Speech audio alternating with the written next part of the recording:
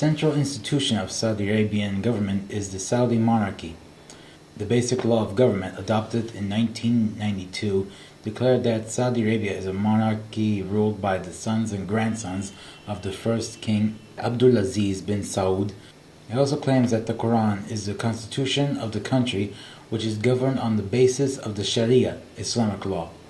The king's powers are theoretically limited within the bounds of Sharia and the other Saudi traditions. He also must retain a consensus of the Saudi royal family. Religious leaders and other important elements in Saudi society, Saudi kings have gradually developed a central government. Since 1953, the Council of Ministers appointed by the king has advised on the formulation of the general policy and directed the activities of the growing bureaucracy. This council consists of a prime minister, the first prime minister, and 20 ministers.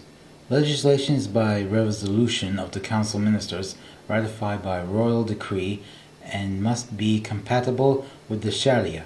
A 150-member consultative assembly appointed by the king has limited legislative rights.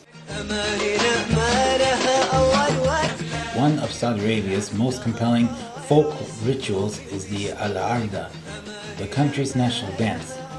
This sword dance is based on the ancient Bedouin traditions. Drummers beat out a rhythm, while sword-carrying men dance shoulder to shoulder.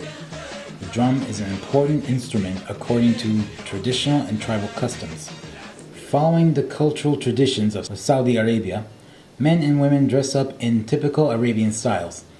Saudi dress follows strictly the principles of hijab, the Islamic principle of modesty, especially in dress. The predominantly loose and flowing but covering garments reflect the country's large desert country. However, Saudi women must wear a long cloak known as a abaya and a veil known as hijab when they leave the house. Arabic bread is eaten with almost all meals. Other staples include lamb, grilled chicken, a variety of seafood, shawarma, and full paste of fava beans, garlic, and lemon. Islamic dietary laws forbid the eating of pork and drinking of alcohol, and this law is enforced strictly throughout Saudi Arabia.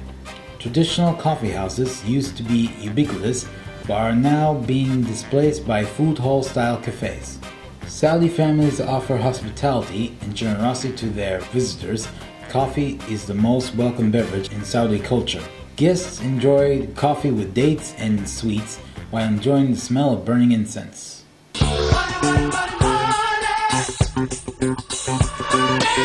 Saudi Arabia is the world's leading petroleum exporter, and petroleum exports fuel the Saudi economy.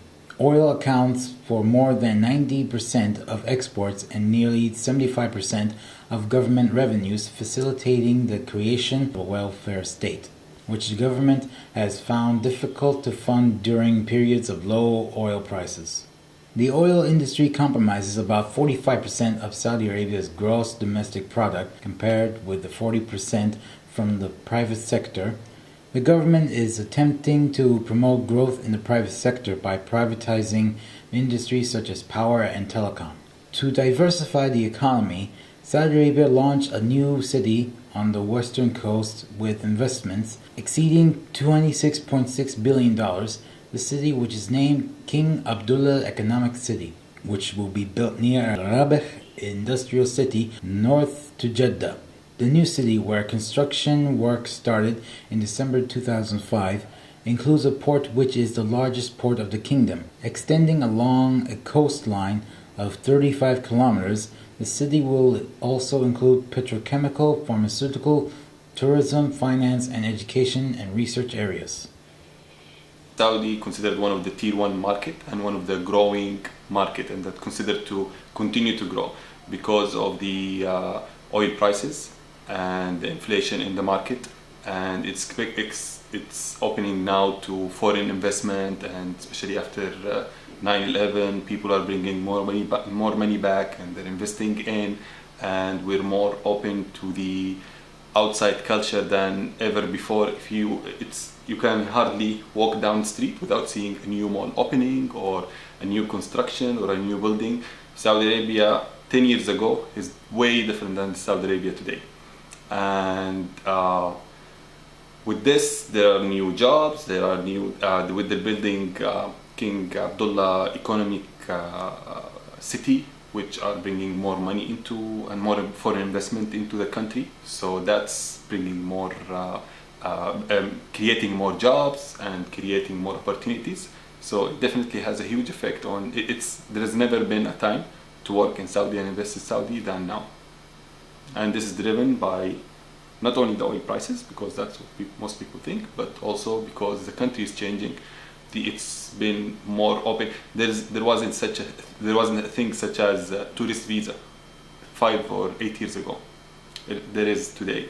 I couldn't bring a female colleague from abroad to visit and have a business overview in Saudi Arabia 3-4 years ago. We can't do that today. So things are changing, and this is driven by the improvement in economy. King Abdullah believes strongly in the rights of women. There's progress even now where women used to be confined to jobs, mostly to healthcare and education. King Abdullah just declared that a job market open for women in any fields that suits for nature. The rest will come in time. Saudi women, in general, they moved and they're moving, and they became so influential in their society. They're not anymore sitting inside their shell. They're going out. They're educated, and we're living now. You know, the whole world became a small village, small town. Everything is you can get information easily through the internet, you have satellites. So no one can tell them what this is you have to do and this is you don't have to do. Now she can decide for herself. Few countries in the 20th century have seen such great strides in the development of Saudi Arabia. From the moment it was discovered that it sat on the largest oil deposits in the world, everything became possible, even to turn the desert green. I hope I was successful in presenting some of the activities of my homeland. That's all for Saudi Arabia now. Assalamu alaikum wa rahmatullahi wa barakatuh. Now for our next destination.